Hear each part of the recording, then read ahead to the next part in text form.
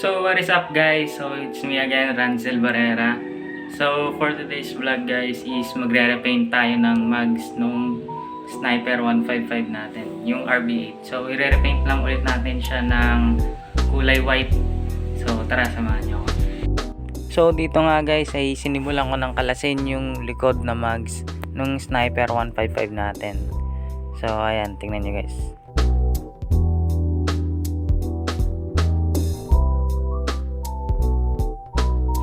So guys, yan si Dio. So yung side mirror niya kinalas ko. Pag pinatorno ko kasi mali eh. Parang 12mm yata ito. Tapos yung nabili ko 14. So ang laki. So pinatorno ko pa yan. Tapos ito naman yung mugs na i-repaint natin doon sa Sniper. So kaya ako siya i-repaint guys, yung mga paint chips nga yan. Ang pangit tignan eh. Attend tayo ng Tambike this Sunday sa Bazaar City. So i-repaint ko para medyo gumanda man lang yung mugs ko. So ito nga pala guys, RB8 to, yung nakakabit na mugs. So ito yung Sniper. Si Honor. Ito yung Sniper. So dito ko siya nilagay guys. Diyan dikit na dikit lang yan. Pero malayo yan. Kaya ko siya nilagay guys para hindi siya nakakaabala. So tara, kakaskasin ko na guys. So guys, ito update do sa mugs.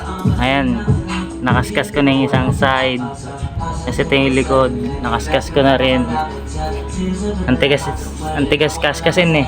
Strip sol na lang gamit ko. So mano-mano lang guys. Wala pa ako nung parang binababad para matanggal yung yung pintura. So ayan, tsaga-tsaga lang. So update ulit guys. So dito nga guys ay kumuha lang ako ng ibang gamit dyan, tulad ng mga pangkaskas. So ito, tinukot-kot ko na yung mugs ng pangharap dyan. So ni-strip sol ko lang yan guys, mano-mano ko lang ini-strip sol. So ang gamit ko lang dyan pangkot-kot tsaka steel brush mostly para hindi masugatan yung mugs.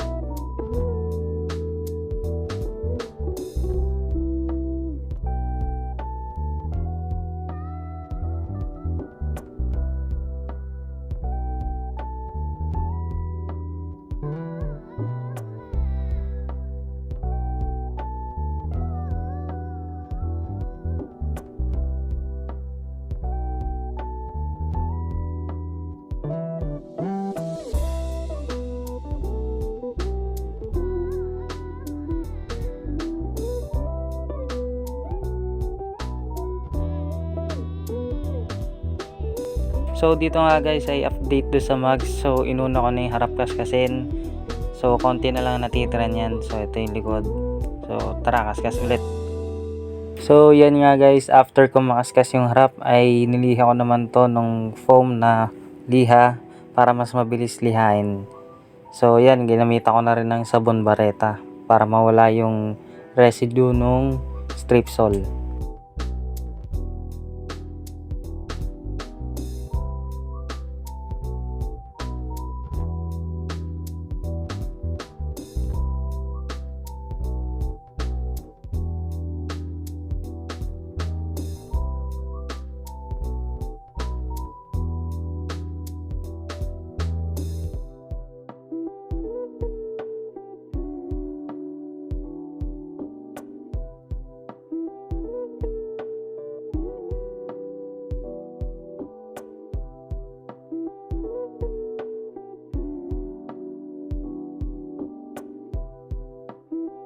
So after ko maliha yung harap guys, ay tinry ko lihain tong likod. So hindi rin umubra kasi mahirap magliha. So ang ginawa ko noon ay kinaskas ko na lang din para mabilis yung trabaho. Tsaka para mas maganda yung kalalabasan, pag pininturahan natin mags. So guys, day 2 ng sniper mags. So yan guys, niliha ko. So hindi umubra, matigas lihain. Ayan. Kaya kakaskasin ko rin ng strip sole. Tapos ito yung front. Naliha ko na to guys. Ayan. Tapos nalihain yun. Prepared na yan. Ito ayusin ko na lang yan. Yan. Kakaskasin ko ulit. So yun. Yung likod naman kakaskasin ko guys. So after matapos yung harap ay sinimulan ko naman ay agad itong likod. So ayan guys, kinaskas ko ng strip sole yung likod. So dito medyo kinakapalan ko na yung strip sole para mabilis matanggal yung ibang parte ng pintura.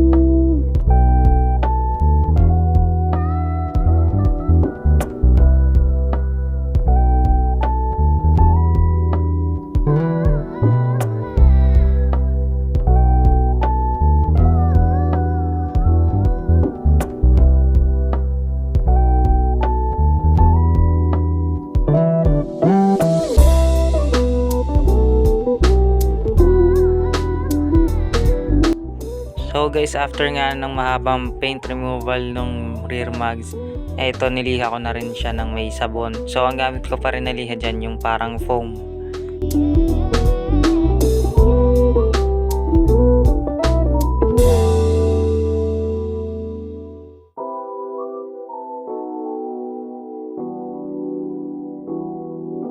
So after ko nga matapos lihain guys, ay ito binanlawan ko na rin kagad yung mags.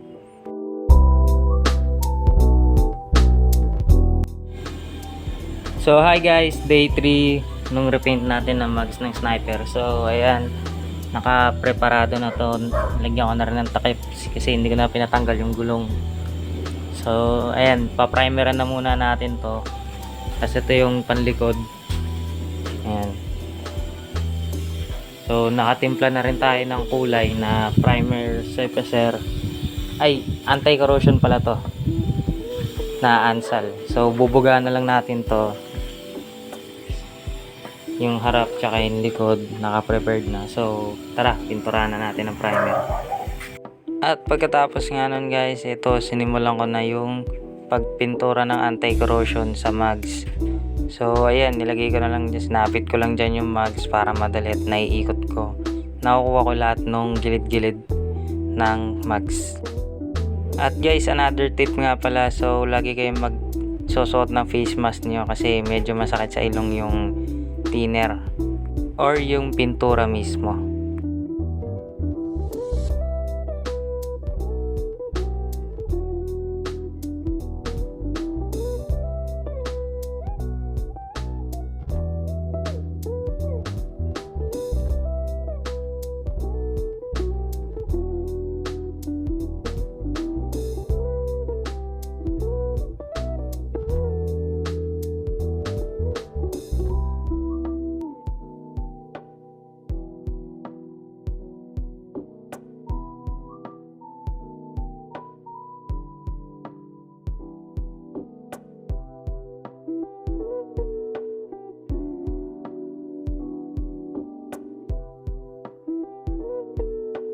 After ko nga pala mapinturahan ng buo itong panlikod, chinek ko, tas ito sinimulan ko na yung pangharap.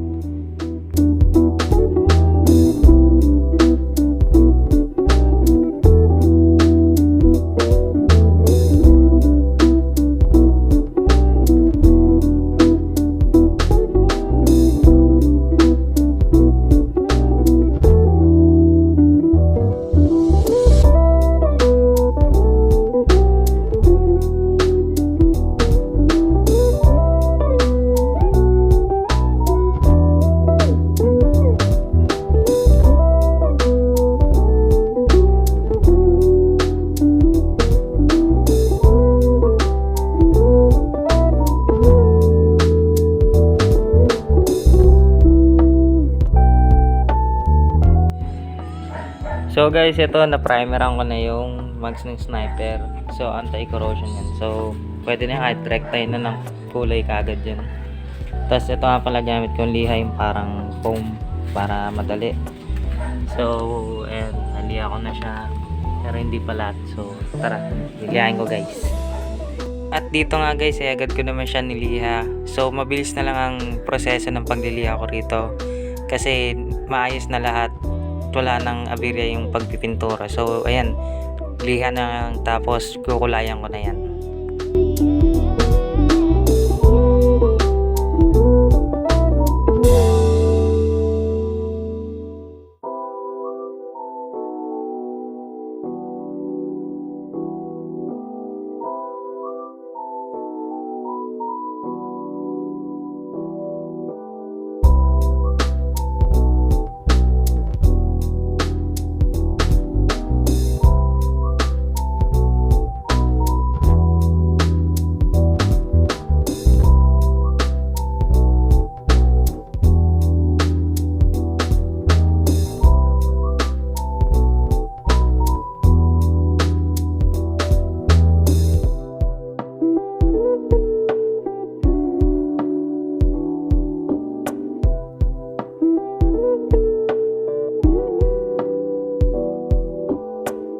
So guys, ayan, after ng mahabang lihaan ay ito, pipinturahan ko na siya dito.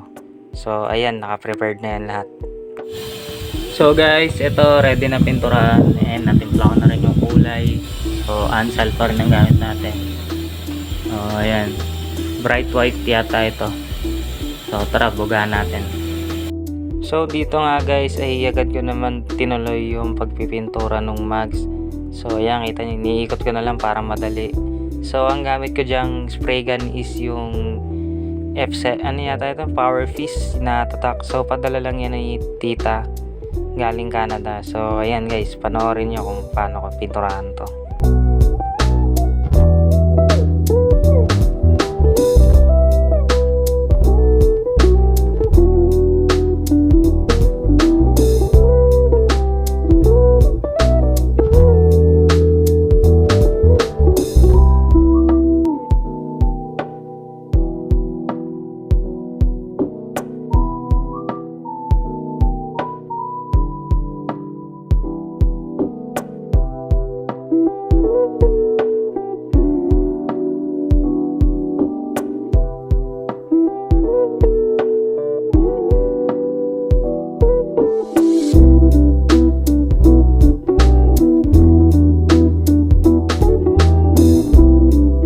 So guys, after ko nga pala mapinturahan yung harap, ito naman sinimulan ko na yung likod. So mas madali itong likod kasi nakaganyan ang position niya.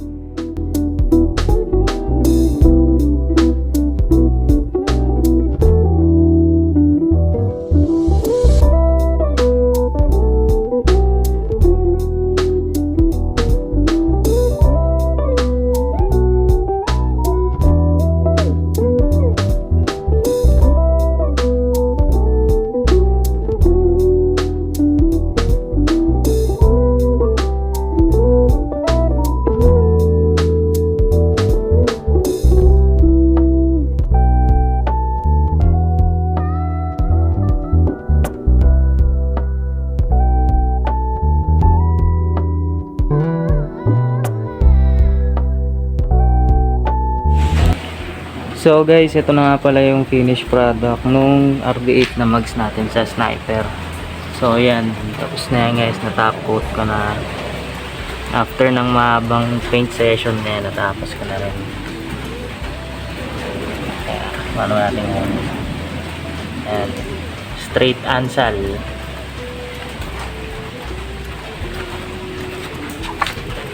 So, di ko alam kung aabot ako sa meet mamaya kasi ko patatapos lang bugaan ngayong alas 3. So, bahala na. Kasi medyo umuulan-ulan din na. Baka mabasa yung mags, masira yung kulay kasi basa pa. So, bahala na kung makakasama sa meet. Pero yan yung finished product niya. Yan. So, PM nyo lang ako guys kung may gusto kayong papintura. or anything. General naman kami. So, please like, share, and subscribe guys. Thank you. So, hi guys. Ito day 3. So, ayan, natapos na natin yung mag. So, napatuyo na rin. Ayan. Mahirap lang hanapan ng makinis na part. Pero, makinis yan guys lahat.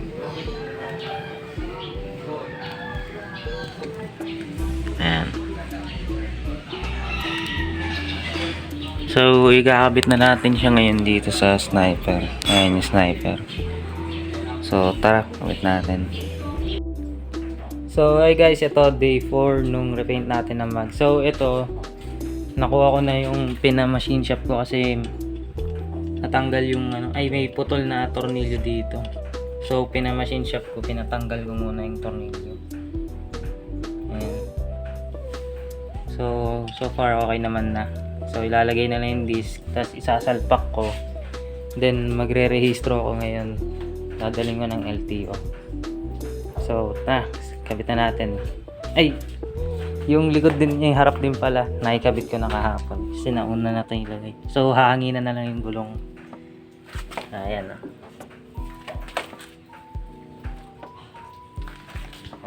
hahanginan na lang yung mga gulong. Then, ready to go na.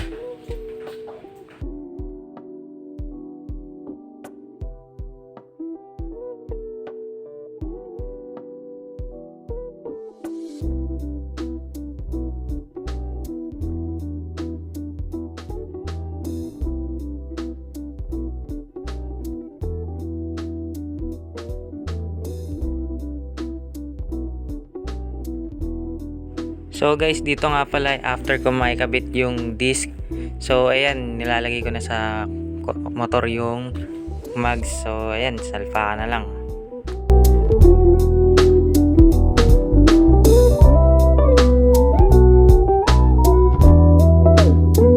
At yan guys, after ko nga pala may salpak. So ayan, higpitan ko na lang yung tornilyo dito.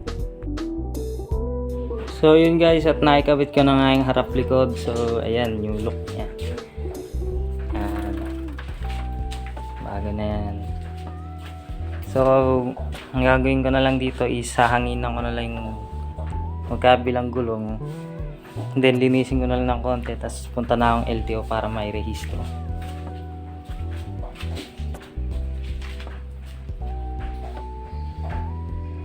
So yun guys, at dito na nga nagtatapos ang ating vlog about dito sa mags ng sniper natin. So yun lang guys, please like, share, and subscribe. Thank you.